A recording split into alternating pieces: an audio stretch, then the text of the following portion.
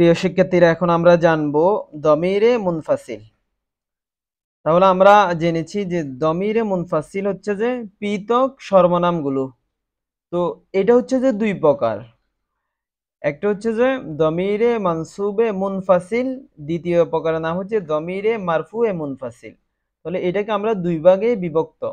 আমরা দেখেছি মুত্তাসিলের মধ্যে সেখানে মাজরুর ছিল, কিন্তু তুমি যখন মুনফাসিলটা করবা তখন সেখানে দেখতে পাবা মাজরুরটা নেই, সেখানে রয়েছে মানসুব মানে জবরওয়ালা, দ্বিতীয় হচ্ছে যে পেশওয়ালা মারফু। তাহলে ওইটাতে ছিল মাজরুর, কিন্তু এটাতে মাজরুরটা নেই। তাহলে দমিরে মানসুবে মুনফাসিল কোনগুলো?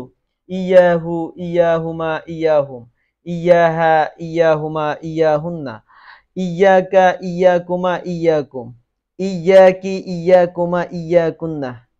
তারপর হচ্ছে ইয়া না, ইয়াকা, ইয়া না।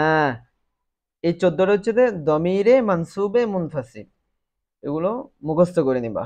দ্বিতীয় প্রকার হচ্ছে দমিরে মারফুয়ে মুনফাসিল। সেগুলো কোনগুলো? হুয়া, হুমা, হুম, ইয়া, হুমা, হুন্না, আনতা, আনতুমা, আনতুম, আনতি, আনতুমা, আনতুন্না, আনা, নাহনু। এগুলো তোমরা ভালো করে মুখস্থ করে নিবা।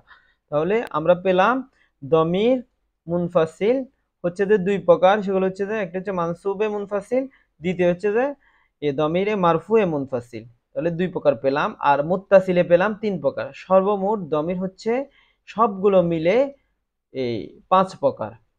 এই 5 প্রকারকে দমির আলাদা আলাদা ভাবে দুইটা প্রকারে বিভক্ত করেছে, একটা হচ্ছে মুনফাসিল আর একটা হচ্ছে মুত্তাসিল। তাই আসো আমরা সবাই মিলে এগুলোকে মুখস্থ করে নেই। মুখস্থ করে আমরা একটা সেন্টেন্স থেকে সেগুলো অতি সহজে আমরা বাহির করতে পারবো ইনশাআল্লাহ।